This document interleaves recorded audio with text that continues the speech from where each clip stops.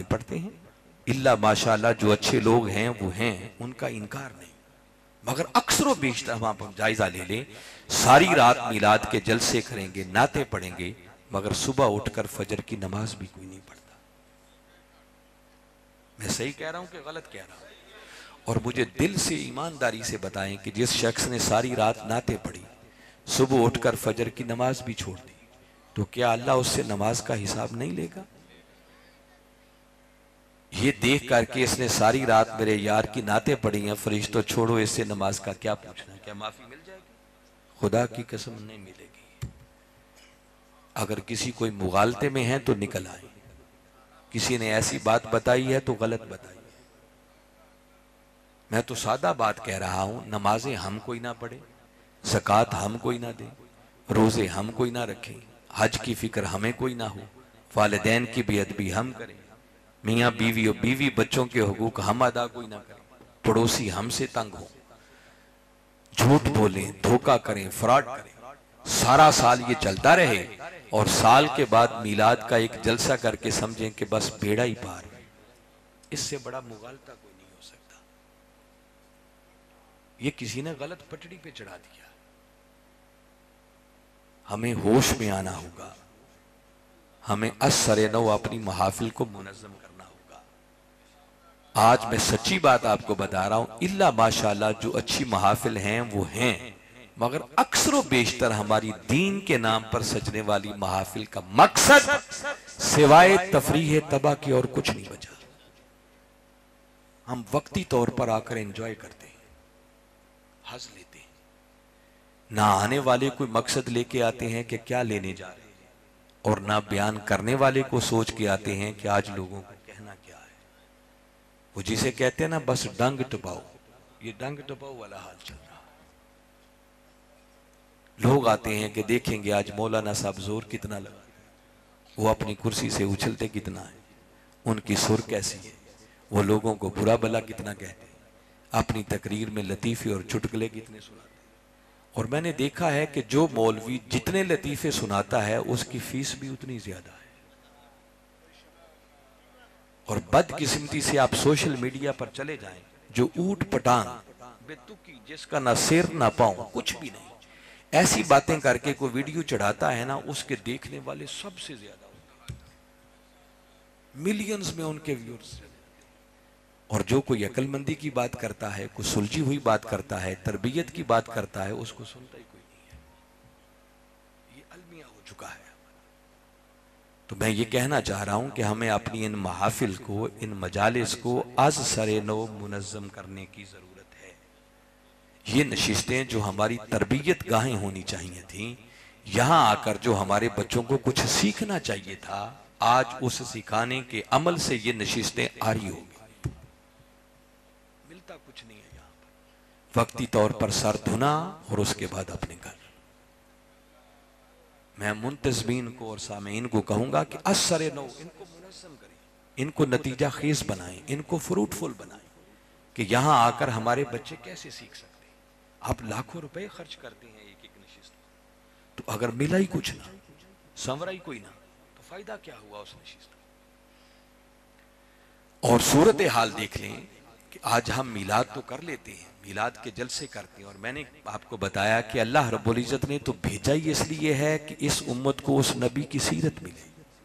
और अगली बात मैंने बताई कि इस कायनात के अंदर कमली वाले आका की सीरत तैयबा पर मुश्तमिल सबसे बड़ी किताब अगर कोई है तो वो अल्लाह का कुरान है।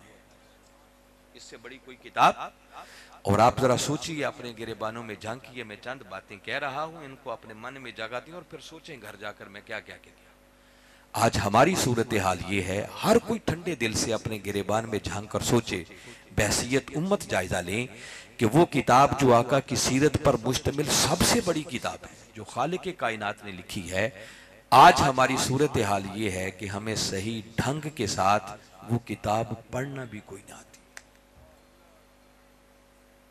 ये है हमारा दीन से ताल्लुक। वो चंद सूरतें जो हमने हर रोज नमाज में तिलावत करना होती हैं, वो भी सही तलफ्फुज के साथ कोई नहीं आती। और फिर सोचें कि जिनको ये किताब पढ़ना आती है उनमें से वो कितने हैं कि जो पढ़ें तो उनको समझ भी आती है कि इस किताब में लिखा क्या है।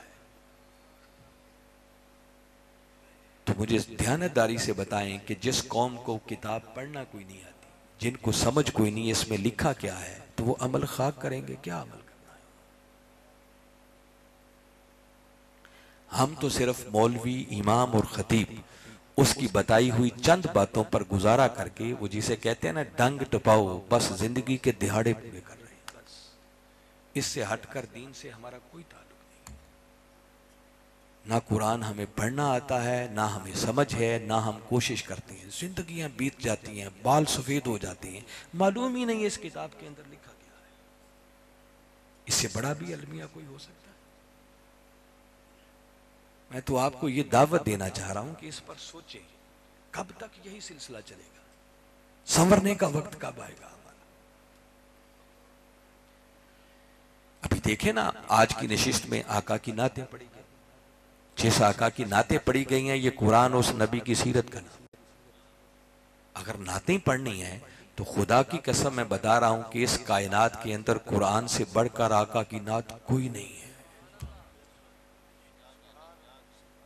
बाकी तो जो जो नात लिखता है ना, बस एक अपना नजराना है जो पेश करता है, वरना आम नात लिखने वाले ने आका की नात क्या लिखनी है? नात तो वो लिखे ना जो आका की शान से वाकिफ हो। और मेरे आका ने खुद फरमाया, या अबा बकरिन लम या अरिफनी हकीकतन सिवा रब्बी। अबू बकर सुन ले, मेरी हकीकत को सिवाय मेरे रब के और जानता ही कोई नहीं। तो जब जानता ही कोई नहीं तो किसी ने लिखना क्या है? और कुरान कमली वाले आका की वो नात है जो उस खालिक ने लिखी है, जो कमली वाले आका का बनाने वाला है, आपको संवारने वाला है, जो आपका परवरदिगार है। मगर उस नात को हमने कभी समझने की कोशिश नहीं की। हम सिर्फ बरकत के लिए हर मजलिस में एक तिलावत करते हैं और वो तिलावत भी बस सर से गुजर जाती है, किसी के पल्ले नहीं पड़ता कि क्या पढ़ा गया है, तवज्जो कोई नहीं होती उसमें।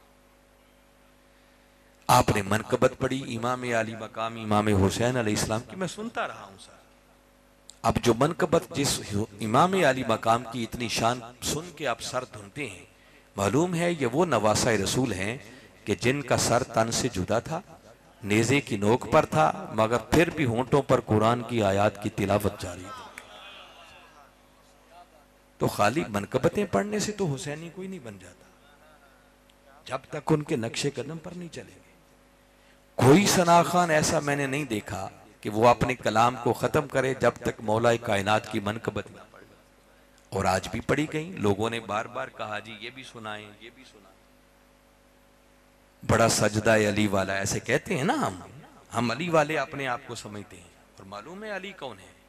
अली वो हैं जिनके लिए आका ने फरमाया अल कुरान मा अलीयन व अलीयुन मा अल कुरान।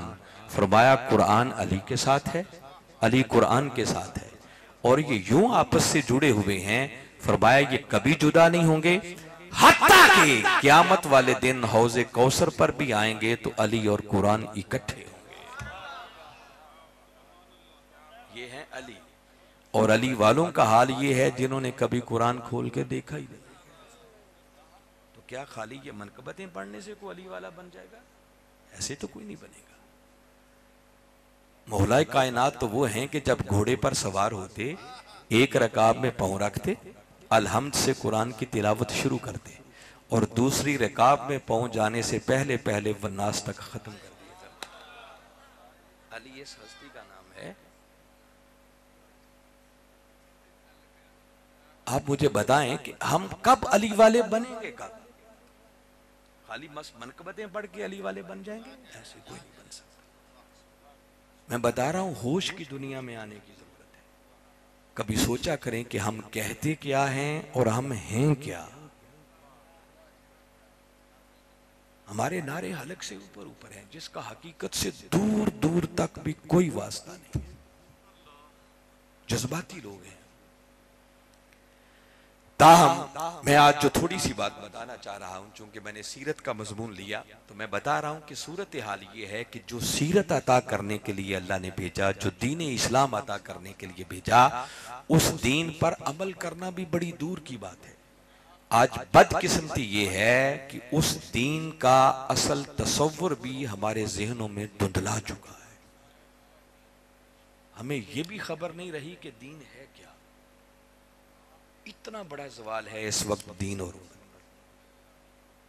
हमने दीन को सिर्फ चंद रस्मों के साथ खास कर दिया, मस्जिद की चार दीवारी के अंदर उसको बंद कर दिया। आका की वो सीरत तैयबा जिसे दीन इस्लाम कहते हैं, अगर इस्लाम को समझना हो तो मेरे आका ने फरमाया बुनियल इस्लाम अला खम्सिन, फरमाया इस्लाम की बुनियाद 5 चीजों पर है, जिसमें सबसे पहले नंबर पर है तौहीद और रिसालत की गवाही देना। इसी को दूसरे लफ्जों में ईमान कहते हैं। और ये हम मुसलमानों के घर पैदा हो गए और ये ईमान की दौलत हमें मुफ्त में वरासत में मिल गई। इस पर हमारा कोई जोर नहीं लगा, हमें कोई मेहनत नहीं करना पड़ी। ये महज उसका करम हुआ कि उसने हमें ऐसे तबके में पैदा कर दिया कि हमें मुफ्त में ईमान मिल गया। उसके बाद प्रैक्टिकली करने वाले कुल 4 काम हैं जिनको मेरे आका ने दीन की, इस्लाम की बुनियादें करार दिया। उसमें पहले नंबर पर है नमाज का कायम करना, फिर है ज़कात का अदा करना, फिर है रमजान के रोजे रखना, और अगर अल्लाह ने इस्तिताअत दी है तो बैतुल्लाह का हज करना। अब इनमें से एक एक टॉपिक पूरे पूरे खिताब का तकाजा करता है। मैं उन तफसीलात में नहीं जाऊंगा, आज तो मैंने सिर्फ इजमाली सा तसव्वुर आपको समझाना है। आप देख लें कि ये चीजें जिनको हम कुल दीन समझे बैठे हैं, हमारा दीन यही है, नमाज, ज़कात, रोजा और हज। इसके अलावा हम दीन को कुछ और समझते ही नहीं। अमल इस पर भी कोई नहीं हमारा। वो मैं पहले बता चुका कि देख लें हम में से नमाजें कितनी पढ़ते हैं। अगर मैं पूछूं ना कि कितने लोग हैं जो ईशा की नमाज पढ़ के आएंगे, तो अभी समझ आ जाएगी कि हम दीन के किस पानी में हैं इस वक्त। आप सोचें, अगली बात सोचें कि जिनको अल्लाह ने माल दिया है उनमें से कितने हैं कि जो साल के बाद बाकायदा हिसाब करके अपने माल की ज़कात देते हैं? कोई नहीं देता। शायद उंगलियों पे गिने चुने भी चंद लोग ना मिले जो देते हैं, बस अटकल पच्चू से थोड़ा बहुत चलो दे दो भाई। और जिनको देते हैं वो भी एहसान करते हैं। हालांकि आप अपना फरीजा अदा करते हैं, या किसी पर कोई एहसान नहीं है। सबसे ज्यादा निगलेक्ट होने वाला अगर दीन का कोई रुकन है तो ये ज़कात है।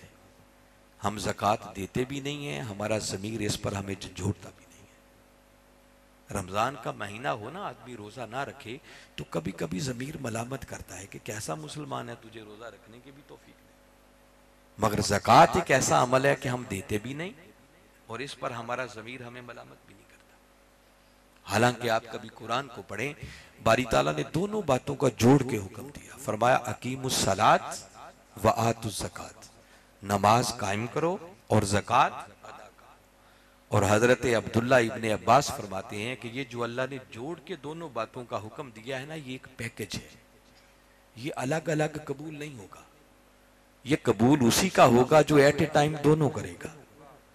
वो कहते हैं कि कोई शख्स नमाजें पढ़े, तहज्जुदें पढ़े, रातों को उठ उठ के नफल पढ़े और ज़कात अदा ना करे तो अल्लाह उसकी नमाजें भी उसके मुंह पर दे मारेगा। रत्ती बराबर इन दोनों की फर्जियत और अहमियत में कोई फर्क नहीं। रमजान आ जाए तो कितने हैं जो लोग ज़ौक़ शौक से रोजे रखते हैं। हमारे नौजवान होते हैं, कोई शरई गुज़र नहीं होता मगर रोजा रखने की तौफीक नहीं। हालांकि मैं वल्लाही बात आपको बता रहा हूं कि दीन पर अमल करने से खुदा की कसम आपका कोई नुकसान नहीं होगा। आप नमाजें पढ़ेंगे, आपकी जिंदगी में नज़्म आएगा, जिंदगी में हुस्न आएगा, आपका इतना शानदार टाइम टेबल बन जाएगा कि आप अंदाजा नहीं कर सकते। ज़कात देने सिर्फ नुकसान नहीं, माल में कमी नहीं होगी। हमें अल्लाह और उसके रसूल के वादों पर यकीन ही नहीं रहा। यकीन तो क्या रहना है, हमें मालूम ही नहीं है कि उन्होंने वादे क्या कर रहे हैं। ज़कात का लफ्जी माना यह है कि जो ज़कात देगा बकिया माल बढ़ जाएगा। मैं एक छोटी सी बात बताता हूं ताकि आपको कुछ ज़ौक़ पैदा हो कि कुरान को कभी पढ़ें। जो अल्लाह की राह में खर्च करते हैं, खा वो ज़कात दें, वो सदका दें, डोनेशन दें, जो कुछ भी खर्च करें, बारी ताला ने सूरह बकरा में एक मकाम पर फरमाया मसलुल लज़ीना युनफिकूना अमवालहुम फी सबीलिल्लाह कमसली हब्बा। अब इससे बढ़कर खुदा कितना नीचे उतर के और क्या समझा सकता है? इससे नीचे नहीं शायद और आया जा सकता।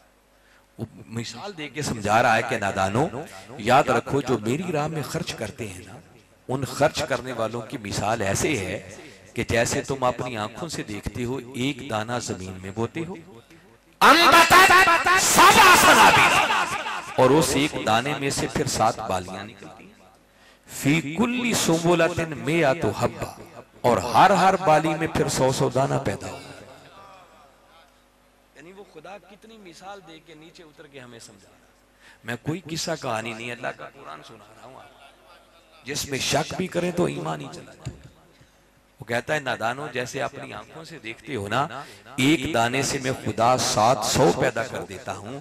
वो कहता है जो मेरी राह में खर्च करता है ना, जो एक खर्च करेगा मैं खुदा 700 गुना बढ़ाकर उसे वापस कर देता हूं।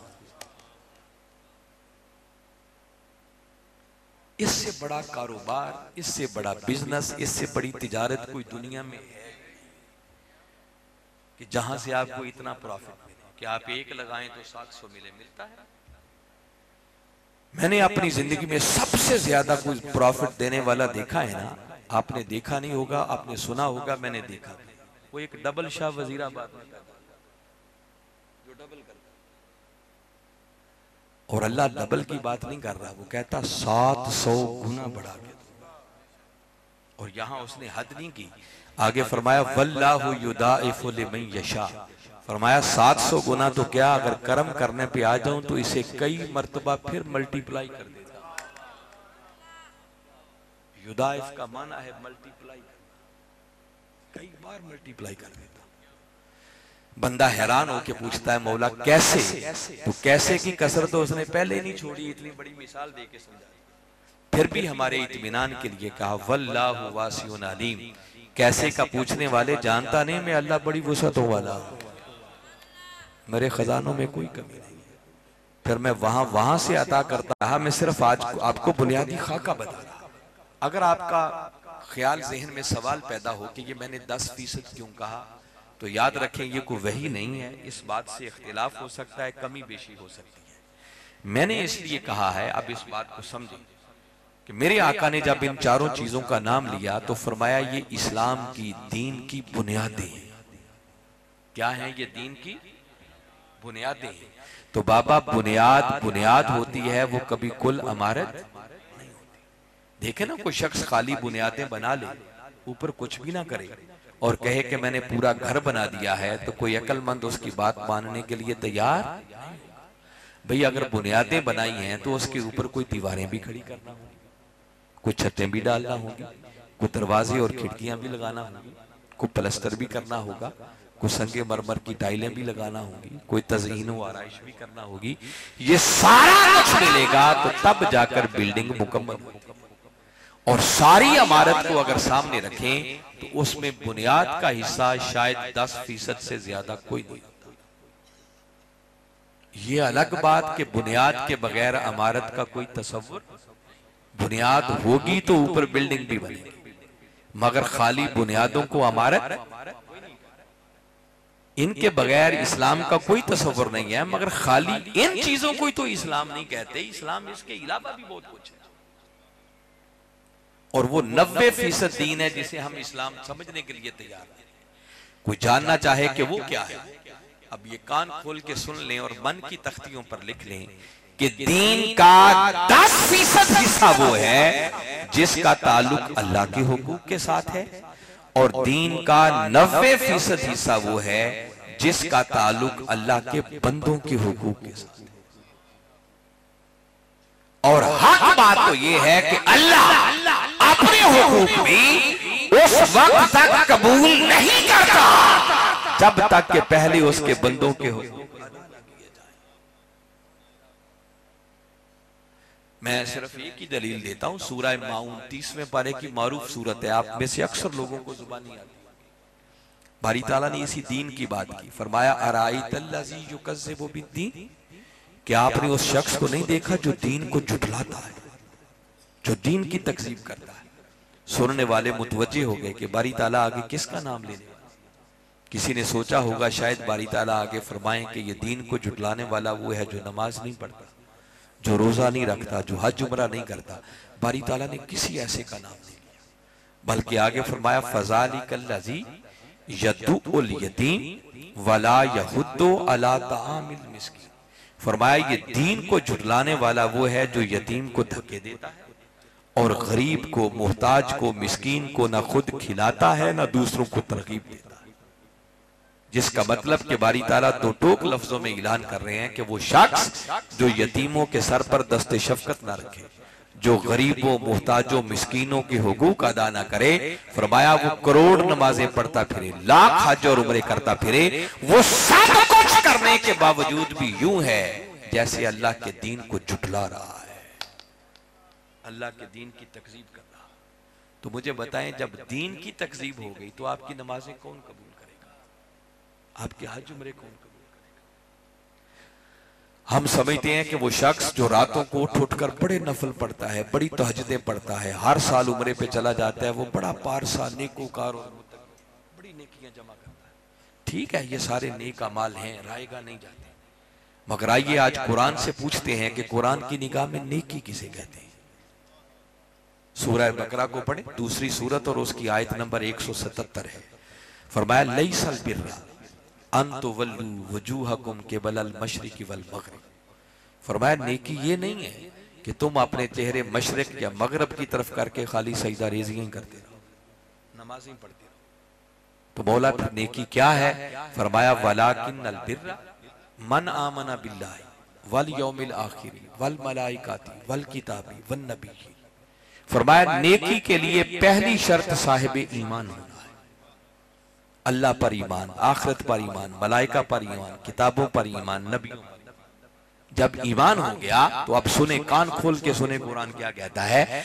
नेकी का तसव्वुर देते हुए बारी ताला ने फरमाया जब कलमा पढ़ लिया, दायरा ईमान में आ गए, अब चाहते हो कि नेकी करें, तो फरमाया नेकी ये है वआतल माला अला हुब्बिही ज़वील कुर्बा वल यतामा वल मसाकीन। फरमाया नेकी ये है कि कलमा पढ़ लेने के बाद फिर कोई अपना माल उस मौला की मोहब्बत की खातिर उसकी गरीब मखलूक पर खर्च कर दे।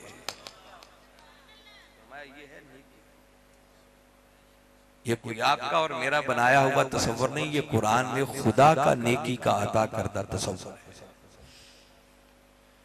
चौथे पारे की कभी पहली आयत को पढ़े, फरमाया लन तनालुल बिर्रा हत्ता तुनफिकू मिम्मा तुहिब्बून। फरमाया तुम नेकी की गर्द को भी नहीं पा सकते जब तक कि अपनी महबूब तरीन चीज पहले अल्लाह की राह में खर्च नहीं कर देते। कभी 30वें पारे की सूरह बलद को पढ़े, बारी ताला ने एक और अंदाज में नेकी का तसव्वुर दिया। हम कुरान पढ़ते नहीं है ना, इसलिए हमें समझ नहीं है। और आज इत्तेफाक है कि मैं आयतें वो पढ़ रहा हूं जो आपने तकरीरों में बड़ी कम सुनी होंगी। मिलाद में कोई ऐसी आयतें कोई नहीं पढ़ता, मगर सुने कुरान है, आका की सीरत पर मुश्तमिल जो किताब है। बारी ताला ने बलद, सूरह बलद में फरमाया फलक्तहमल अक़बा, जिसका माना अक्सर आप तर्जुमे में पढ़ते होते हैं, लिखा होता है कि वो शख्स अभी नेकी की घाटी में दाखिल ही नहीं हुआ। ये मुतरजमीन ने लिखा होता है। अगर अपनी जुबान में इसको ट्रांसलेट करें तो इसका माना ये है कि बारी ताला फरमा रहे हैं कि उस बेचारे को अभी नेकी की हवा ही नहीं लगी, उसे खबर ही नहीं है नेकी क्या है। पूछा वमा अदरा का मल्ला का, तुम्हें क्या खबर कि वो नेकी की घाटी क्या है? अच्छा मौला तू बता वो नेकी क्या है? बारी ताला ने आगे खुद वजाहत की, फरमाया जानना चाहते हो नेकी क्या है? फरमाया अरे नेकी तो ये थी कि किसी गुलाम को आजाद करवाया और फी यौमिन ज़ी मस्ग़बा, या कहर के दिन, भूख के दिन, इफ्लास के दिन, फाके के दिन किसी भूखे को खिलाया होता। फरमाया नेकी यतीमन ज़ा मक़रबा, या किसी गरीबी रिश्तेदार यतीम के सर पर दस्ते शफ़क़त रखा होता। फरमाया नेकी तो ये थी। और मिस्कीनन ज़ा मतरबा, या किसी खाक नशीन हाजतमंद की हाजत पूरी की होती। फरमाया नेकी के लिए। सुन ले, दीन के इस तस्वुर से हम कितना दूर हैं। अब इसको को दीन समझने के लिए तैयार नहीं, इतना दूर हो चुके हैं। मैं बता रहा हूं, मैं कोई किस्सा कहानी नहीं, कोई लतीफे नहीं, आपको अल्लाह का कुरान सुना रहा। जिसमें शक भी करें तो बंदे का ईमान नहीं चला जाता। अब सुनिए, एक आयत आपको सुनाता, सूरह रूम, कुरान पाक की 30वीं सूरह, उसकी आयत नंबर 38 को कभी पढ़े और देखिए बारी ताला ने बात क्या किया। फरमाया फ़आतिज़ल कुर्बा हक़्क़हु वल मिस्कीन वब्न सबील। बारी ताला ने 3 काम करने का हुक्म दिया। फरमाया बस अपने करीबी रिश्तेदारों का हक अदा। क्या फरमाया? करीबी रिश्तेदारों का हक अदा। वल मिस्कीन, फिर मिस्कीन का हक अदा। वब्न सबील, फिर फरमाया मुसाफिर यानी मेहमान का हक अदा। और 3 काम बता के आगे फरमाया ज़ालिका खैर। फरमाया सुन लो, ये 3 काम बड़े खैर के हैं। ये कौन कह रहा है? खुदा कह रहा है। जरा सोचो उन कामों में कितनी खैर होगी जिन कामों को वो खुदा खैर के काम कह रहा है। फरमाया ज़ालिका खैर, ये बड़े खैर के काम। मौला किन के लिए? अब अगले कलिमात काबिल तवज्जो है। फरमाया लिल्लज़ीना युरीदूना वजहल्लाह। अब इन 3 लफ्जों के माने पे गौर करें, इन बच्चों को चुप कराएं। 3 कलिमात हैं, बड़ी तवज्जो से वजहुन। वजहुन का माना होता है चेहरा। बोलिए वजहुन का माना क्या है? जब आपने कहा वजहुल्लाह तो क्या माना बना? अल्लाह का चेहरा। क्या माना बना भाई? अब तीसरा लफ्ज इससे पीछे है युरीदून। युरीदून का लफ्ज इरादे से। बारी ताला ने फरमाया युरीदूना वजहल्लाह। इसका माना है, बारी ताला फरमा रहे हैं कि वो लोग जो इरादा करते हैं, वो जो तमन्ना करते हैं, वो जो ख्वाहिश रखते हैं कि कभी वो सुहाना लम्हा आ जाए कि वो मौला अपने हुस्न मुतलक से पर्दे उठाकर अपने मुखड़े की एक झलक अता करे। फरमाया जो मेरी मुलाकात के ख्वाह हैं, जो मेरा विसाल चाहते हैं, मेरी मुलाकात चाहते हैं, मेरे हुस्न का दीदार चाहते हैं, फरमाया सुन ले, मैं अपने हुस्न मुतलक की झलक उनको अता करता हूं जो पहले नंबर पर अपने करीबी रिश्तेदारों का हक अदा करते हैं। ये है दीन जो आका लेकर आए। और ये सारे मिलाद बनाने वाले अगर आपने गिरबानों में झांक कर देखें, रिश्तेदारों का हक अदा करना तो बड़ी दूर की बात, हमारी तो जिंदगी इसी में बीत जाती है कि रिश्तेदारों के हुकूक पर कब्जा कैसे करना है। ये है हमारा दीन। मैं आज सिर्फ थोड़ी सी आपको फिक्र देना चाह रहा हूं कि जिंदगी में कोई लम्हा तो आना चाहिए ना कि जब बुराई की तरफ उठते हुए कदम रुक जाएं और नेकी की तरफ बढ़ना शुरू हो जाए। कब तक खाली ये हज लेके उठ के चले जाएंगे? कोई बदलने का वक्त आना चाहिए।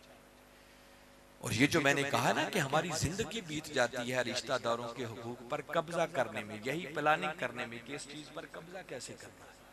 तो मैं एक छोटी सी बात बताता हूं जिससे आपको अंदाजा हो जाएगा। जिस दीन के हम मानने वाले हैं, मेरा ख्याल है कि आप सबका ईमान तो इस बात पर होगा कि अगर बाप मर जाए तो जो विरासत वो पीछे छोड़ के जाता है, जहां बेटों का हक होता है, बेटियों का उसमें हिस्सा होता है या नहीं होता? जहां हमारा हक है, साथ हमारी बहनों का भी है ना, हमारा ईमान है। और अब जरा आपने गिरबानों में झांक कर देखें कि हम में से कितने हैं जो खुश दिली के साथ बहनों का हिस्सा उन्हें दे देते हैं। कोई देता है? कोई नहीं देता। और अगर कोई बहन गरीब हो, वो मुहताज हो, वो खुद आके डिमांड करे कि अल्लाह और उसके रसूल ने मेरा हिस्सा भी रखा है, दे दे, तो बहन मांग के देखे, भाई सारी जिंदगी बुलाने ये हमारा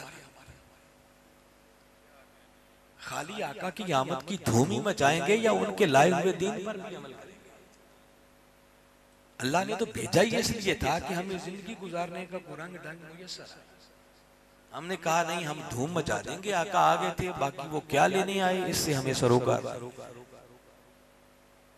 वो खुदा जाने, उसका रसूल जाने, हमें क्या ताल्लुक उससे।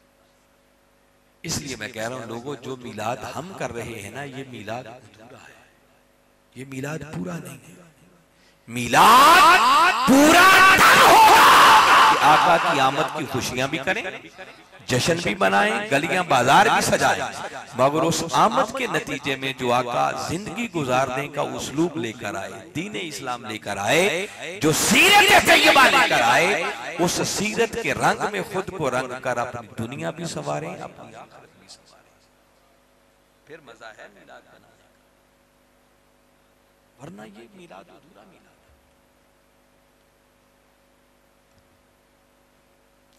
मैं ज्यादा टाइम ना ले जाऊं ताकि आप थक ही ना जाएं, क्योंकि वक्त मेरा ख्याल है कि घंटे से तो ऊपर हो गया है, सवा घंटा से भी ऊपर चला गया। बातें तो सारी रात भी करते रहे तो खत्म नहीं होंगी, मगर मैं चाहता हूं कि अगर एक भी बात समझ आए तो पल्ले बांधो, उस पर अमल करने वाले।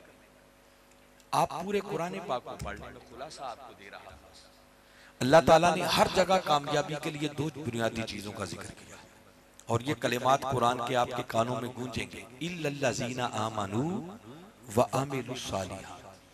ये दोनों चीजें इकट्ठी थी, एक ईमान चाहिए और ईमान के साथ अमाल सालिह।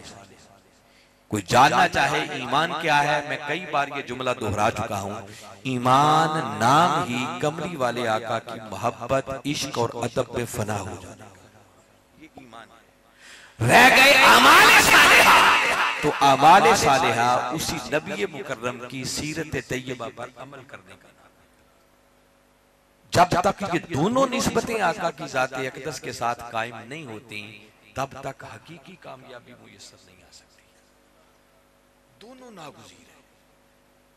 यानी अगर एक बंदा, उसके पास सिर्फ अमाल सालिहा, ईमान कोई ना हो, तो इतनी बात तो हर एक बंदे को पता है कि ईमान के बगैर किसी नेकी पर भी कोई अजर, अमाल के अगर पहाड़ भी होंगे ना, सीरत पर अमल कर करके जो अमाल के पहाड़ बनाए होंगे, अगर ईमान नहीं है, ईमान से मुराद आका की मोहब्बत नहीं है, आका का इश्क नहीं है, आका की बारगाह का अदब नहीं है, तो करोड़ सीरत पर अमल करके पहाड़ बना ले, उस बंदे को उसके अमाल समेत उठाकर जहन्नम की आग में डाल दिया जाएगा, कोई फायदा नहीं। और अगर खाली ईमान अमाल सालिहा ना, तो खाली ईमान वाले का बिल आखिर बेड़ा पार हो जाएगा, मगर पहले अपनी बदअमालियों की सजा भुगतनी। ये जो मिलाद बनाने वाले, आका से मोहब्बत का दावा करने वाले हैं ना, इतनी खुशखबरी मैं दे रहा हूं कि बिल आखिर आका की मोहब्बत आपको जहन्नुम से निकालकर जन्नत में ले जाएगी। मैं अब तफसीलात में नहीं जाना चाह रहा, वरना इस पर आप पूरी हदीस मैं निचोड़ दे रहा हूं। ये जो सबसे बड़ी आका की एक शफात होगी ना क़यामत वाले दिन, बारी ताला इज़्न दे देंगे, मन काला ला इलाहा इल्लल्लाह, उससे पहले 4 सजदे होंगे, आका हर बार सजदे में जाएंगे, बारी ताला मोहब्बत भरे अंदाज के करेंगे, इरफा रासक कुल तुस्मा लक सल तोता वशफा तुशफा। आका सजदे में गिरे होंगे ना, बारी ताला फरमाएंगे, महबूब जरा मुखड़ा तो दिखा, महबूब जरा लब तो हिला, तुम्हें सुनने को दिल चाहता है। सल तोता, महबूब मांग तेरी झोलियां भर दी जाएंगी। वशफा तुशफा, महबूब शफात कर कबूल की जाएगी। और आका एक ही तकाजा करेंगे, मौला कुछ गुनाहगार हैं जो जहन्नुम में चले गए, चाहता हूं जन्नत में चले जाएं। और बारी ताला चौथे सजदे के बाद 3 तक यहां तक फरमाएगा जिसके दिल में राई के दाने के बराबर ईमान, या उससे भी कम, उससे भी कम, उससे भी कम, इस हद तक भी है ना, बारी ताला तीसरे सजदे तक फरमा देंगे, महबूब जाओ उसको भी निकाल के जन्नत में डाला।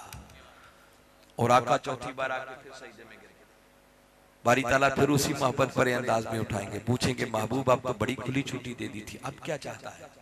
आका अर्ज करेंगे, मौला बड़ी छुट्टी थी, मगर ये भी तो एक हद ही है, कुछ ऐसे भी हैं जिनके दिलों में ईमान है मगर इससे भी कम, चाहता हूं वो भी जन्नत में चले जाए। तो बारी ताला अपनी अजमत की, किबरियाई की, जलालत की कसम खाकर फरमाएगा, महबूब जा, जिसने एक बार तेरा कलमा भी पढ़ लिया ना, तेरी खातिर उसे भी जन्नत में भेज देते। खुश हो गए ना आप, बेड़ा पार हो गया। अब सुनिए, मैं अहम बात कहने वाला हूं, बेड़ा तो पार हो गया, जन्नत में आप चले गए, मगर किस बुनियाद पर? ईमान की बुनियाद। बारी ताला ने ये कहा ना कि जिसके दिल में ईमान रत्ती राई के दाने के बराबर ईमान या उससे भी कम, उससे भी कम, उससे भी कम, हत्ता कि एक बार कलमा ही पढ़, जिसका मतलब ये है, अगर मैं ट्रांसलेशन करूं तो बारी ताला फरमाए जिसके दिल में प्यारे रत्ती भर भी तेरी मोहब्बत है, जा तेरी खातिर उसे भी जन्नत में भेज देता। तो ये मोहब्बत ने बेड़ा पार कर दिया। मगर मिलाद वालों, आप अगली बात गौर से सुने, हम जिस बात पर खुश होते हैं अगली बात नहीं सोचते कि आप जन्नत में चले तो गए, मगर गए कहां से निकल कर। ये जो शफात वाली हदीस है ये बताती है कि आका जन्नत में तो ले जाएंगे, मगर ले जाएंगे जहन्नुम से निकाल कर। तो कभी सोचा जहन्नुम में गए क्यों? मैं ये कहता हूं इस होश में आने की जरूरत है, जज्बाती ना बना करें। जहन्नुम में गए अपनी बदअमलियों की वजह से, वो जो नमाजें नहीं पढ़ी थी, ज़कातें नहीं दी थी, रोजे नहीं रखे थे, हज नहीं किया था, वालिदैन को सताया था, बीवी बच्चों के हुकूक अदा नहीं किए, पड़ोसियों को तंग करते रहे, लोगों का हक मारते रहे। जब हिसाब हुआ आपको जहन्नुम में डाला, आका की मोहब्बत गालिब आई, निकाल के जन्नत में ले गई। तो कोई है जो एक लम्हे के लिए भी जहन्नुम में जाने के लिए तैयार हो? कोई गवारा करेगा? तो हदीस तो बता रही है आका की शफाअत जहन्नुम से निकाल के लेके। अगर कोई चाहता है कि जहन्नुम की गर्म हवा भी ना लगे, वो बारोबार सीधा ही बाईपास से हो सीधा जन्नत में चला जाए, तो सीधा जन्नत में सेफ हो जाएगा। जिसके दिल में कमली वाले आका की मोहब्बत और इश्क होगा और तन पर सीरत मुस्तफा का पहरा, ये है हकीकी कामयाबी। इसको असल कामयाबी कहते हैं। बाकी तो फिर जो जाएंगे ना वो सिफारिशी, ग्रेस मार्क्स वाले, तरक्की पास, अपने अमाल इस काबिल नहीं थे कि चले जाते, बस आका की शफाअत काम कर। और वो जब आका निकाल रहे होंगे ना कोई आका को मुंह दिखाने के काबिल होगा, ना जन्नत में जाकर किसी को चेहरा दिखाने के। हमारे पल्ले तो है ही कुछ नहीं ना, गुनाहों से लथपथ। वो जिनकी सारी जिंदगियां नेकी में गुजरी थी, उस इकबाल से भी पूछो ना, वो कहता है गर तू मी बीनी हिसाबम ना गुज़ीर आज निगाहे मुस्तफा पिनाह। मौला अगर मेरा हिसाब लेना नागुज़ीर ही हो जाए तो कम से कम आका की नजरों से तो पोशीदा रहे। क्या मुंह दिखाऊंगा जाकर? तो जब आका हाथों से जहन्नुम से निकालेंगे तो कौन चेहरा दिखाने के काबिल होगा? कि ये थे जो नारे लगाते थे मगर नमाज पढ़ने की भी तौफीक कोई नहीं थी, सीरत से कोसों दूर थे। ये पैगाम देना चाह रहा हूं कि लोगों, अगर मिलाद बनाने का हक अदा करना चाहते हो तो अपनी जिंदगियों को बदलो। उस मिलाद के नतीजे में जो आका सीरत तैयबा लेकर आए, दीन इस्लाम लेकर आए, कम अज कम हम में से हर शख्स को आका की सीरत के रंग में रंग कर इतना तो संवर जाना चाहिए कि जो देखे बेसाख्ता उसकी जुबान से निकले कि जिस नबी के गुलाम इतने अच्छे हैं वो नबी खुद कितनी शान वाला। फिर मजा है मिलाद मनाने का। वरना सोचिएगा जो हम हैं, हम क्या हैं। मैं इन्हीं बातों पर इख्तिताम करते हुए बस ये पैगाम दे रहा हूं कि इस सदी के अंदर डॉक्टर ताहिरुल कादरी और मिनहाजुल कुरान इसी पैगाम कि लोगों को अधूरा मिलाद ना करो, पूरा मिलाद करो। अगर सही कामयाबी चाहते हो तो सीनों में आका की मोहब्बत और इश्क के चिराग रोशन करो, तन पर सीरत मुस्तफा का पहरा बिठाओ, फिर कामयाबी मिलेगी। और याद रखें, ताहिरुल कादरी जैसे लोग रोज रोज पैदा, सदियों बाद ऐसे लोग पैदा हुआ। मुझे आपने क्या समझा? मैं तो नालायक तरीन उनके शागिर्दों के जोड़ों में बैठ रहे। अभी सुनना हो तो उस वक्त के मुजद्दिद को, उस वक्त के शेखुल इस्लाम, और आजकल उनको सुनना कोई मुश्किल नहीं रहा। हर शख्स के हाथ में मोबाइल टेलीफोन है। हम लग़्व और बेहुदा चीजें देखकर भी वक्त ज़ाया करते हैं।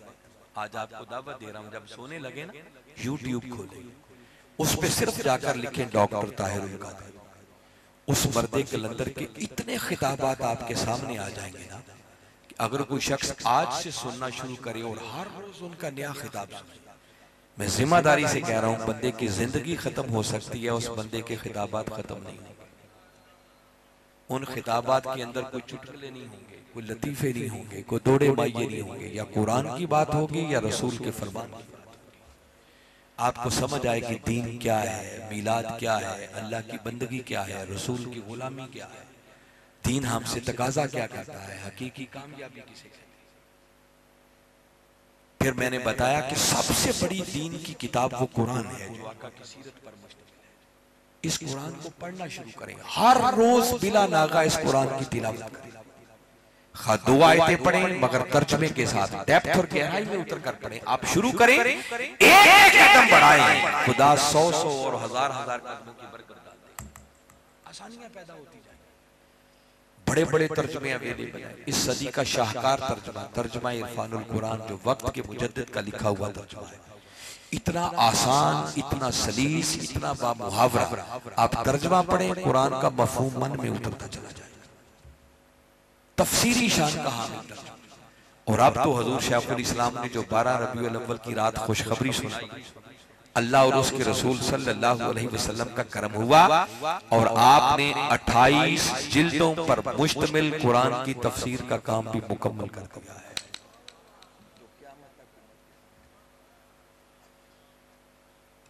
मगर हमारा उम्मत का पढ़ने का शौक ही बाकी कोई नहीं, पढ़ता ही कोई नहीं आज। तो बस कि मैं इस उम्मीद के साथ बात खत्म कर रहा हूं कि मेरी बातों को जाय नहीं करेंगे। आपने लाखों रुपए जलसे पे लगाए, ये पैगाम दे रहा हूं कि हर रोज एक तो ये अज़्म करके उठें कि कम से कम 5 वक्त की नमाज में सुस्ती नहीं होगी। इसके बगैर चारा नहीं है। मैं बता रहा हूं, अल्लाह ने माल दिया है तो ज़कात दो, इससे नुकसान नहीं होगा, फायदा होगा। रमजान आए तो रोजे जरूर रखो, ज़ौक़ व शौक़ से रखो, अल्लाह आपकी सेहत अच्छी कर देगा। अल्लाह ने तौफीक दी है तो बैतुल्लाह का हज जरूर करो, वालिदैन का अदब करो। मेरे आका ने फरमाया, जो शख्स एक बार मोहब्बत भरी निगाह से वालिदैन के चेहरे को तक ले, अल्लाह घर बैठे ही कबूल हज का सवाब अता करता है। आपके घर के अंदर इतना बड़ा नेकियों का मखज़न, मस्दर, सरचश्मा अल्लाह ने रखा। लोगों के हुकूक अदा करो, हर किसी के लिए खैर बन जाए। आका के लाए हुए बस दीन पर अमल करो। आका तो वो है जो सारे जहानों के लिए रहमत बनकर आए, और हम मिलाद बनाने वाले उसके बरक्स चल पड़े। बस ये इरादा करें और हर रोज कुरान की तिलावत को अपना मामूल बनाओ। देखिए ना, एक रुकू भी अगर आप पढ़ लें तो आका ने फरमाया एक एक हर्फ के बदले 10-10 नेकियां। आप एक रुकू पढ़ेंगे तो ये हजार हा नेकियां हो जाएंगी। तो बाबा दिन का आगाज नेकियों के बैलेंस से करो। एक रुकू पढ़ने में 5 मिनट भी नहीं लगते। फिर 2 आयतें तर्जुमे के साथ पढ़ लो ताकि पता भी चले अल्लाह ने यहां लिखा क्या है, खाली सवाब ही इकट्ठा ना करो। तो मैं अब आगाज करें, मैं बता रहा हूं अल्लाह बड़ी बरकत डाल देगा इसमें। इन गुजारिशात के साथ कि आप इन पर अमल करेंगे और आइंदा मिलाद आए तो यहां बड़ी तब्दीली ना, इस गांव में तब्दीली आ जाए, फिर मजा है मिलाद बनाने का। मैं बारे दीगर जुमला मुंतज़मीन को दिल की गहराइयों से मुबारकबाद पेश करता हूँ। दुआ गो अल्लाह आपकी काविश को कबूल फरमाए और जो कुछ मैंने कहा समझकर ईमान लाते हुए आका की सच्ची और सुच्ची गुलामी का पट्टा अपने गले में डालकर अपनी दुनिया और आखिरत को संवारने की तौफीक अता फरमाए। वमा अलैना इल्लल बलाग।